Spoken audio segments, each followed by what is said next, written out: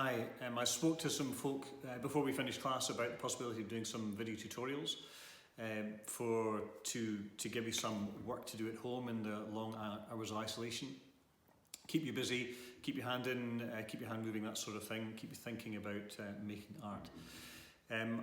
This is just a pre-recorded video that you will access. I'm thinking of doing some perhaps live videos on a platform called Zoom, which a lot of people are using, or maybe just Facebook Live with Messenger, where we can interact as we're doing the project. I can maybe give you feedback, that sort of thing. You can give me, if we go with this pre-recorded video, you can still give me feedback and ask me questions, that sort of thing, and give me ideas also for things we might do. Because over time there will be perhaps projects that have more focus, perhaps just techniques to work with that you can shape yourselves, whatever. It's pretty much an open book at the moment, and we'll need to see what shape it takes over time. I'm aware that you don't all have a huge selection of materials perhaps to work with. I'll try to bear that in mind. But that might be, you know, a limitation of things can also be quite liberating, in that you don't not confused about what to do, how to do things. So what are we going to do? Well, I've got a project in mind to start off with, based on an idea that may have meaning for you. It sort of has meaning for me, but you may shape that. You may choose an object. We're going to use a teapot, draw a teapot to start off with. But there may be something else for you that has a similar meaning that I'm thinking about, and that sort of meaning is the sort of kind of a warmth. And it comes from this quote by a guy called Ian Hamilton Finlay. Ian Hamilton Finlay is a Scottish artist who built a garden down in the Borders called Little Sparta. It was a sculpture garden, but that doesn't really seem to do the justice it deserves. It was more than that. Anyway, and he was very good at pithy quotes, and I really like this one. Teapots are the nables of happy households. It has a warmth about it, that quote, about teapots and their meaning. So that's part of the motivation for using teapots as the first project. A few artists who've used teapots in their work. This one, Mary Fedden, who I've spoken about in class before. A couple of interesting paintings. I've spoken about the idea of paintings being stories. The stories are rendered by the kind of materials we use and the way we use them. And it's, on the face of it, a pretty, you know, not a pretty picture, but it might be that. There's an oddness to these, okay? And the oddness is partly created, by this. You get a rug floating in the middle of the ocean, okay? So the ocean is the surface, and the backdrop is the beach. So she's kind of playing with perspective, how we see things. But the teapot is the centre of it, and it's a story around a teapot. Okay, so that's that. Another one by her is this one's a nighttime scene. Yet again, this surface that's kind of floating in the middle of the air, the teapot, the pear, and a moon, nighttime painting, and this village sort of what seems like a church in the background. But the teapot, once again, being the sort of central focus of that, I think. So teapots there. Another one, person I've spoken to you a lot about before in class, Winifred Nicholson. She had this idea of what she called windowscapes. She would set up surfaces on the windowsill and set up objects on the windowsill and draw them with the landscape behind. In this case, is a teapot with a loaf of bread. It's not on the windowsill, it's kind of on a rug, I think, in the landscape. So, teapots again. And a few other things I want to just remind you of before we go ahead. I've had these quotes in class before, just to remind yourselves of some of the ideas you might be thinking about. You have to have an idea of what you're going to do, but it should be a vague idea from Picasso. Okay, so when we start off something, we don't really know how it's going to finish, so try not to have too much expectation of what you're doing. Just let it take its own shape, particularly in the situation we're in just now. Try to enjoy the moment, the moment of doing, of looking. Enjoy the pleasure of seeing, as Peter Doig said. Try not to have too many preconceived ideas. Karita Kent, who I'm a big fan of. Nothing is a mistake, there's no win and no fail, there's only make. Sorry, I know you can read them, I'm just saying them out loud. Really important, like the other one, just do things. Just do things and they will take their own shape, all right? Don't worry about how good they are. That's what that's really about. And Gerhard Richter sort of referring to the similar idea. What to make and do we learn only by making and doing. Keep doing stuff. It will help us to pass the hours because that's going to be a real challenge for everyone. I'm aware of that. I'm fortunate that I have a studio to come down to, and I can do that still at the moment. And a lot of people don't have that sort of space. But just keep making things, and I'll try to keep making things in here that will hopefully give you some sort of inspiration for what we're going to do. So, first thing we're going to do is draw a teapot. I'm going to do it a couple of ways that you might try also. And then I'm going to create an image on the wall, on that bit of paper there, that might become the focus for something that spreads out. But you might start creating a journal of your time, of the time we're going to have, thinking about what we're going to do afterwards. That journal may be in a book itself. For me, it'll be on the wall, and I can be showing it to people over time, and it may give you ideas to work with yourself, or it might just be something interesting to look at. So, here we go.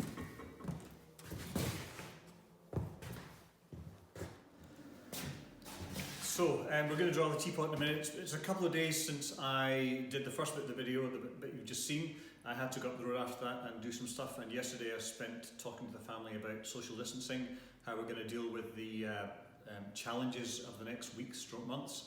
I'm going to do some drawings now of the teapot I talked about before, and then we'll see how we can perhaps use them in the piece of art that I think I'm going to make. So I'm just going to reposition the camera. And to do it, hang on.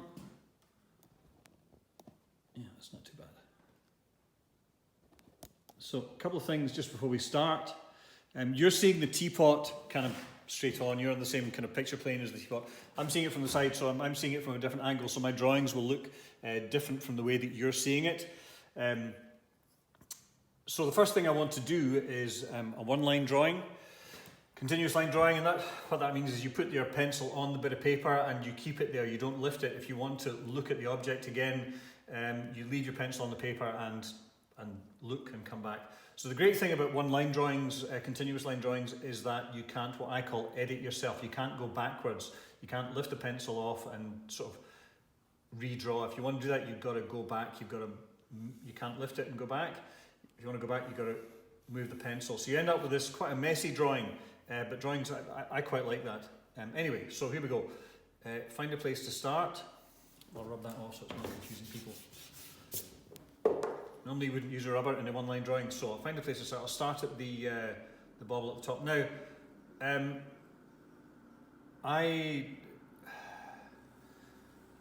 speak to people quite often about not worrying about the outcome of what they do in class, regardless of what it is they do. If you want to look at Carita Kent, she talks about not trying to doubt yourself, okay? Not critiquing your work halfway through, okay? The whole point of making a piece of art is that or a good strategy to follow is that you decide on a task you're going to complete that task as best you can without sort of stopping halfway through, and then think about what was right, what was wrong about it. Now I'm having difficulty talking and drawing at the same time.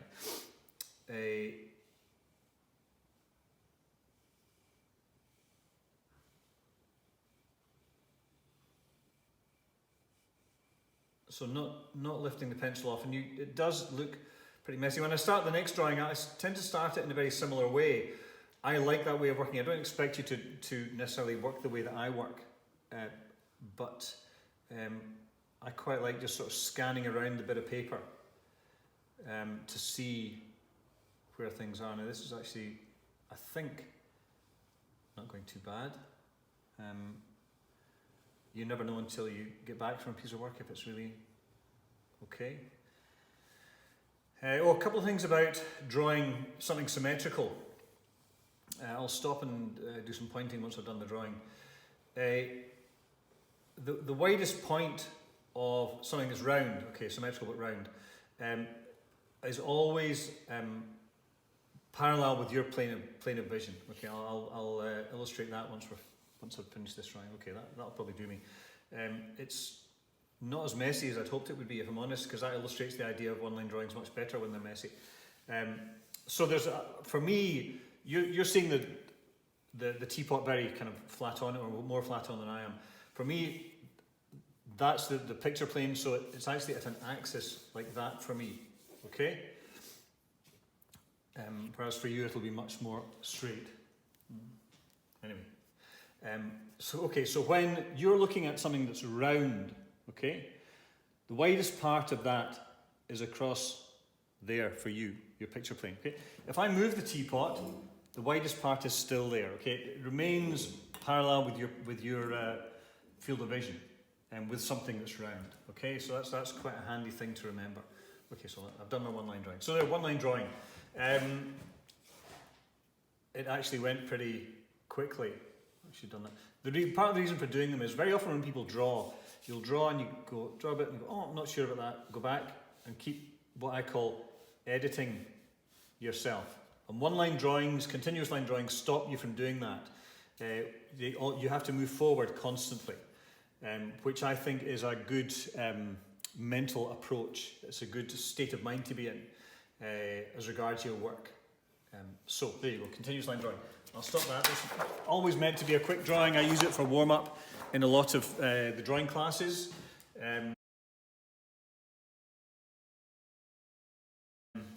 So you do that. Now I'm going to do one, a more considered rendered drawing of the teapot, if you like, which I might use in the thing I'm going to do. And I will start the drawing in a very similar way. I just sort of, when I'm drawing, I just kind of scan about the paper until I find where things want to be, and then I might come in later and do more of what I call definitive marks. So I'll just do that, start it in a very similar way.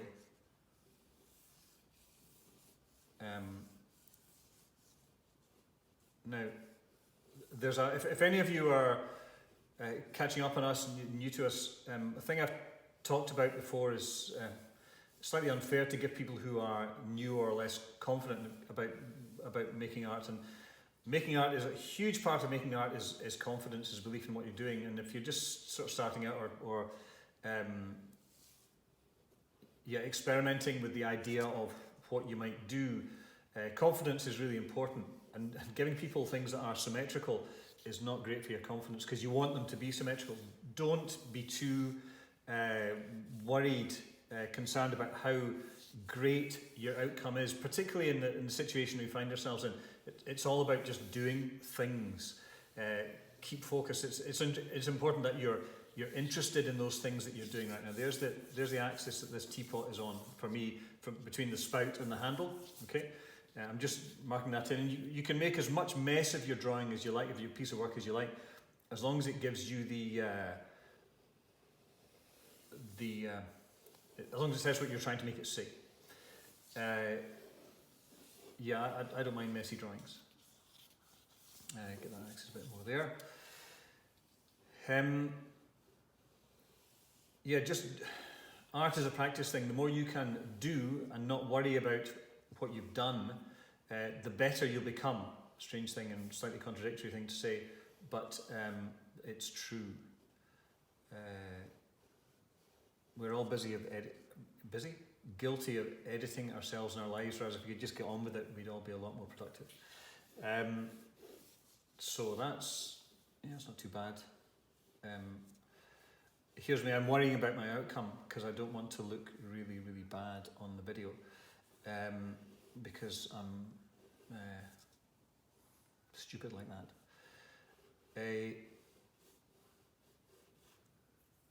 Do what I say, not what I do. Classic teacher thing, eh?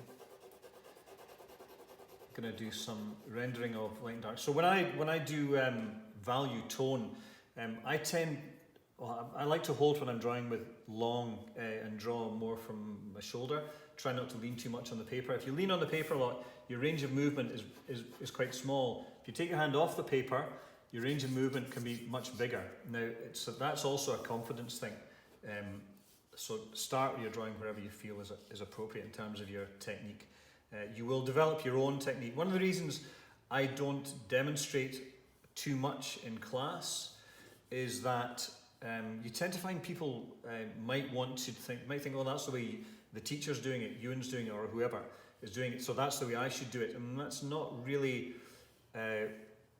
what I think the way it should be done. I think you should do things, certainly maybe start off the way I do, but if your way of doing, if your outcome differs from mine, that's absolutely fine. That's sort of the way it should be. Art is not about, one of the reasons we like art is that we're all going to do it differently. I can use a rubber in this. I don't use rubbers in one-line drawings. It's starting to take some sort of shape, and I'm not going to spend too long over it. So you can start rendering. When I do light and dark, render light and dark, I'll tend to start off with an overall value of the area that I want to be darker, right? And then I'll start to make it darker. Okay, and I'm not really. This is a very soft pencil, a soft piece of graphite. It's 8B. So I'm not really leaning very hard on this. It's more or less just the weight of the thing on the paper. But you'll work out how you do it best. Okay, now it's I've never done this sort of video tutorial thing before, and it's a journey for me. It's a discovery thing for me.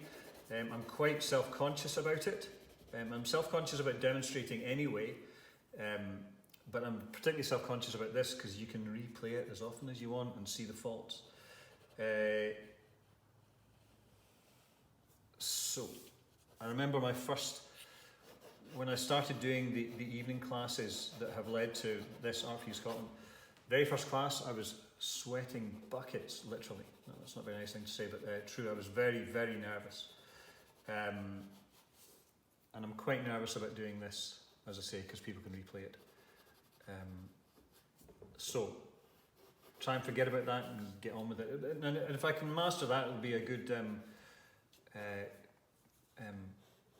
thing for me to have gone through.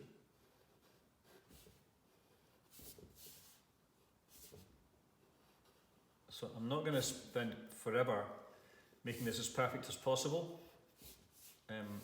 That gives you a kind of idea of the shape of the thing.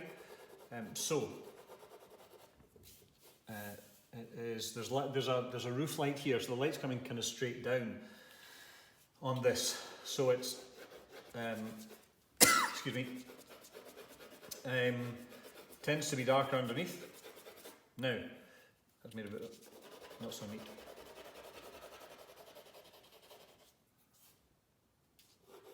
But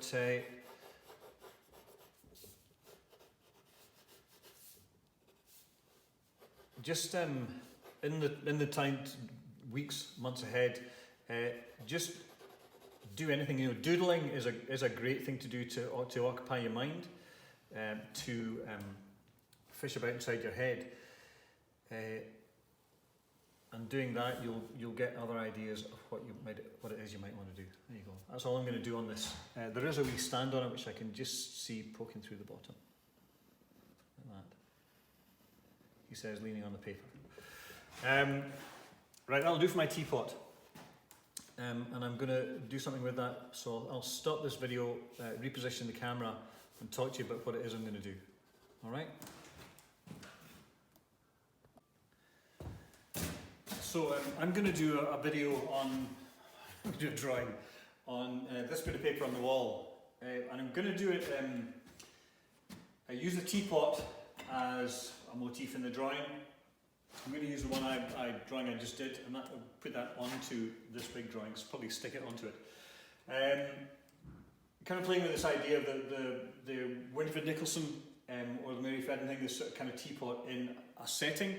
The setting I'm going to use is a place up in the West Coast that I go to with the family. I've been going to since I was a kid. Here up in Argyll. So picture the family and I went up there recently. That's just a photograph of the family on rocks at this beach we go to, and that has a special meaning for me, a special place in my life. That's why I'm doing that. So this this wall, this what might become some sort of a journal of my journey for the next weeks, months, etc., providing I can still come down to the studio. This will be the first piece of it, and it might, I don't know how this is going to develop. We'll have to wait and see. So I'm going to use as the idea for the drawing of, so Mary Fedden's got this, funnily enough, a beach also, or this landscape. My basis is just this simple people standing on the rocks. So my family, they'll be there. I'm going to play with the idea of scale. They'll be bigger, so more obvious in the drawing. And the teapot, which I'm going to cut out, put down here. I was just thinking there, standing thinking, you know, Mary Fedden has these blankets, and I've got a piece of textile tablecloth that I got in my past that I'm really fond of, and I think I might bring that in and do a wee drawing of that at the bottom, rather like she does there. So it's going to be a time lapse, so you're not just standing here watching me forever, not forever, but for a long time drawing. It'll speed the whole process up, and then I'll stick everything together and you'll see it together. So that, I think, is the idea explained. If I look at this and it's not, I'll add it on at the end. Okay, thanks.